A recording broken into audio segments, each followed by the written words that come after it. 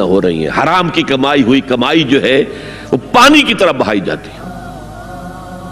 ابھی مجھے ایک صاحب نے بتایا کہ ممبئی میں 2 شادیاں ہوئی ہیں مسلمانوں میں، ایک میں 1.5 کروڑ روپیہ خرچ ہوا، ایک میں 80 لاکھ خرچ ہوا۔ ہم نے وہاں اصلاحی تحریک شروع کی، ضیاء الحق صاحب نے بھی کوشش کی تھی، آرڈیننس پاس کیا تھا، لیکن یہ چیزیں قانون سے نہیں۔ آپ کہیں کہ کسی دعوت میں 50 سے زیادہ مہمان نہیں آئیں گے، وہ 100 آ گئے تو زیادہ زیادہ یہ ہوگا پولیس والوں کو رشوت کا کھاتا کھل گیا، جو یہ پیسے لے جائیے صاحب۔ کبھی کبھی وہ پکی پکائی دیگیں لے جا کے اپنے تھانے میں بیٹھ کے کھاتے تھے، لیکن قانون سے نہیں بدلتا مزاج۔ ہم نے کیا طے کیا؟ دیکھو یہ ہے چٹان کی بنیاد۔ آپ کو بڑی اونچی بلڈنگ بنانی ہو تو دیکھنا پڑتا ہے چٹان نیچے بنیاد زمین کیسی ہے۔ تو بنیاد کیا ہے؟ آپ سادگی کرو سادگی کرو سادگی کرو، یہ واسطہ بے معنی ہے بالکل، اس لیے کہ غریب کی سادگی کچھ اور ہے، امیر کی سادگی کچھ اور ہے، سادگی کے ایک معنی تو نہیں ہے۔ لہذا کوئی جو ہے راک فاؤنڈیشن وہ تلاش کی جائے، وہ ہم نے کی تلاش۔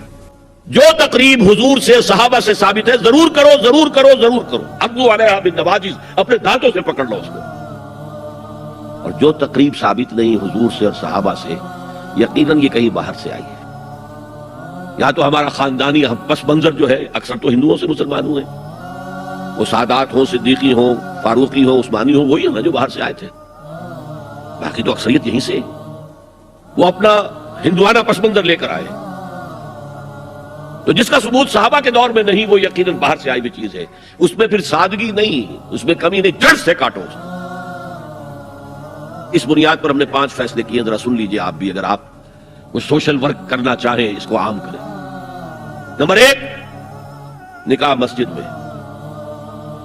حدیث موجود ہے ترمذی شریف کی روایت، اعلنوا ھذا النکاح وجعلوہ فی المساجد، نکاح کا اعلان عام کیا کرو، مسجدوں میں منعقد کیا کرو۔ میں حیران ہوتا ہوں کیوں نہیں علماء کرام نے اس کی طرف توجہ دلائی۔ حدیث ہے، ہاں میں مانتا ہوں ان کا کہنا یہ ہے کہ یہ یہاں جو امر ہے کہ مسجد میں منعقد کرو، یہ امر وجوب کے لیے نہیں ہے، استحباب کے لیے، مستحب ہے یہ کہ مسجد میں۔ تو بھائی مستحب کیوں چھوڑ رہے ہو تم؟ اس لیے چھوڑنا پڑتا ہے، مولوی بیچارے کی حیثیت ہے ہی نہیں معاشرے میں کہ وہ کہے جناب یہاں آئیے میرے پاس، میں نہیں آؤں گا آپ کے گھر نکاح پڑھانے کے لیے۔ وہ اپنا رجسٹر بغل میں دبائے بیٹھا سوکھتا رہتا ہے۔ وہ تو آنی تھی بارات عصر کے وقت، مغرب بھی جا رہی، آئی نہیں، وہ بیٹھا غریب۔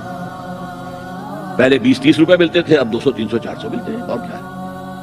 میں نے انہیں یاد دلایا، دیکھو شرم کرو، عیسائیوں نے آج تک اپنے چرچ کی اور اپنے پادری کی عزت یہ رکھی ہے کہ شہزادے اور شہزادی کی شادی ہوگی وہ بھی پادری چرچ میں آئیں گے۔ شہزادے کی شادی ہو رہی ہے تو جو ان کی پارلیمنٹ کے ساتھ ہے چرچ، وہاں شادی ہوگی، وہاں پردہ نہیں ہے، لڑکا لڑکی دونوں آمنے سامنے کھڑے ہو کر قول و قرار کریں گے۔ ہمارے ہاں پردہ ہے تو اس لیے لڑکی کے گھر بھی جائیں گے تو لڑکی تو محفل میں نہیں آئے گی، لڑکی کا ایک وکیل ہوگا، وہ وکیل اجازت لے کر آئے گا، 2 اس کے گواہ ہوں گے، اس کے سامنے اجازت لی گئی، پھر وہ نکاح خواہ کو اجازت دیں گے، وہ نکاح پڑھا دیں گے۔ پہلی بات یہ ہو گئی کہ نکاح مسجد میں۔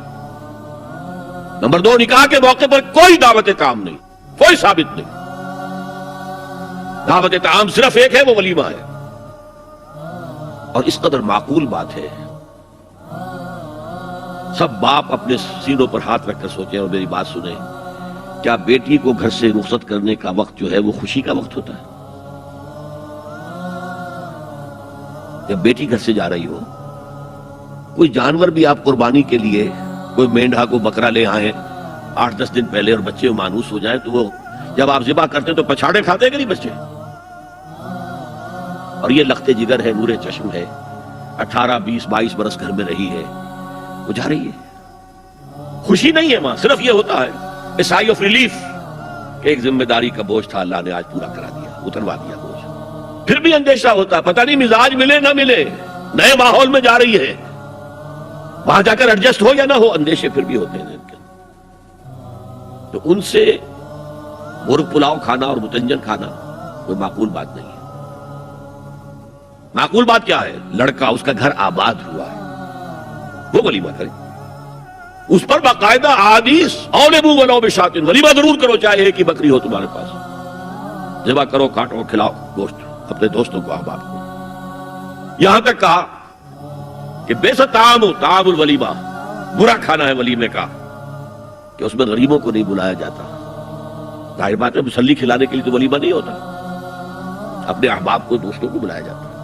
پھر بھی میں تم سے کہتا ہوں کہ جسے ولیمے کے لیے بلایا جائے وہ اگر نہیں جائے گا تو اللہ اور اس کے رسول کے حکم کی نافرمانی کرے. تو جس رسول نے اتنی تفصیل سے حکم دیا ہو ایک دعوت کا، وہ دوسری دعوت میں بھی خیر ہوتا میں بیان کرتا. جب نکاح مسجد میں اور کوئی دعوت طعام نہیں تو بارات کا تصور خلاص.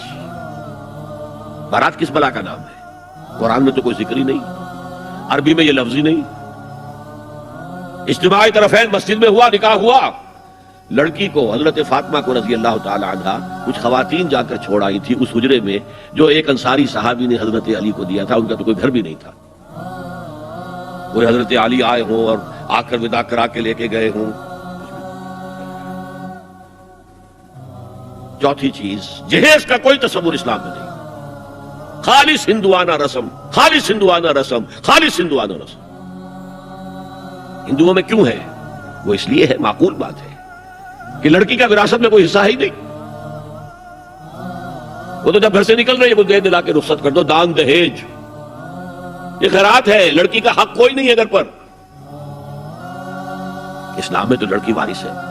والد فوت ہوں گے وراثت تقسیم ہوگی، والدہ فوت ہوگی کوئی ان کی ہے ملکیت وہ تقسیم ہوگی. شادی کے موقع پر کوئی جہیز اسلام میں نہیں، قطعاً نہیں. غلطی سے حضرت فاطمہ کے جہیز کو جہیز کہہ دیا گیا. وہ جہیز کیا تھا؟ ایک پیسہ بھی حضور کے اپنی جیب سے نہیں تھا. اس شادی میں خاص بات کیا تھی کہ دولہا کے ولی بھی حضور ہی ہے. اور کون ہے؟ علی کا کون تھا مدینے میں؟ اور دلہن کے والد بھی حضور ہے. اب حضور پوچھتے ہیں حضرت علی سے تمہارے پاس مہر دینے کے لیے کچھ ہے؟ عرض کیا میرے پاس تو کچھ نہیں ہے. وہ فقراء صحابہ میں سے تھے. فرمایا مہر تو دینا ہے. تمہارے پاس ایک زرہ ہوتی تھی؟ جی ہاں زرہ تو ہے. انہوں نے یہ سمجھا زرہ تو جہاد کے لیے ہے، کوئی دولت تو نہیں ہے. فرمایا جاؤ اسے بیچو یا گروی رکھ کے قرض لے کر آؤ. وہ گئے، حضرت عثمان نے خرید لی اور کچھ دنوں کے بعد واپس کر دی ہدیۃً. یہ زرہ میں ہدیہ آپ کو کر رہا ہوں. اس وقت اگر کہتے چھوڑو علی کہاں تو لو میں پیسے دے دیتا ہوں تمہیں، تو ان کی طبیعت پر بار ہوتا. اس پیسے سے حضور نے کچھ پیسے گھر بھیجے اندر، دلہن کو ذرا تیار کر دو. اور کچھ پیسوں سے وہ ایک گدا جس میں کھجور کی کھال بھری ہوئی تھی اور 2 تکیے جس میں کھجور کی کھال بھری ہوئی تھی. ایک مشکیزہ کنویں سے پانی تو لانا ہی ہے نا. ایک چکی جو ہو یا گیہوں ہو پیسنا تو ہے نا. کوئی 1-2 برتن اور اللہ اللہ خیر صلی اللہ. یہ تھا جسے جہیز کہتے ہیں، جس میں ایک پیسہ بھی حضور کا شامل نہیں ہے. وہ حضرت فاطمہ کا مہر تھا جس سے بنایا گیا. ورنہ مدینے ہی میں دوسری آپ کی صاحبزادی کا نکاح حضرت عثمان سے بھی ہوا. کہیں ذکر ہے جہیز کا؟ حضرت عثمان کا گھر بھرا ہوا، ہر چیزیں موجود، جہیز کا تذکرہ نہیں. بہرحال یہ شادی کو آسان کرو، زنا کو مشکل بناؤ. یہاں شادی کے لیے 9 من تیل ہوگا تو رادھا ناچے گی، ورنہ یہ کہ بڑی ہو رہی ہے، عمر ہو رہی ہے، سب کچھ ہو رہا ہے، لیکن کچھ تقاضے تو ہے نا. آخر کچھ تو کرنا ہوتا ہے نا. آخر کچھ نہ کچھ لوگوں کو تو کھانا کھلانا ہی ہوتا ہے نا. بارات تو آخر آئے گی ہی نا. کچھ نہ کچھ تو دینا ہی ہوگا. کچھ جوڑے کپڑے، کچھ. یہ اسلام کا فلسفہ جو میں نے 4-5 باتیں آپ کو بتا، فلسفہ یہ ہے کہ لڑکی کے باپ پر ایک پیسے کا بوجھ نہیں. تو لڑکی پال پوس کے تمہارے حوالے کر دیا، اور کیا چاہتے ہو تم؟ سارا مرد آزماں، مرد آفرین، مرد کو چیلنج دیا ہے تم مرد ہو، مہر تم دو گے. اور سب سے بڑھ کر کیا ہو رہا ہے آج کل بھی ہوتا ہے، وہ ہمارے ایک کچھ کام ہوتے ہیں اسلامی، وہ بھی ہے کچھ وہی ہندوانہ پس منظر. نکاح کی محفل میں چھوارے کون لے کے آتا ہے؟ جی لڑکے والے. اور پلاؤ کن سے کھاتے ہیں؟ بھائی جس وقت تمہیں وہ پلاؤ کھلا رہا ہے وہ چھوارے نہیں بانٹ سکتا تھا؟ یہ ہے اسلام اور غیر اسلام کا امتزاج. چھوارے لڑکے والے لے کر آئیں گے اور پھر دعوت اڑائیں گے لڑکی والوں کی طرف سے.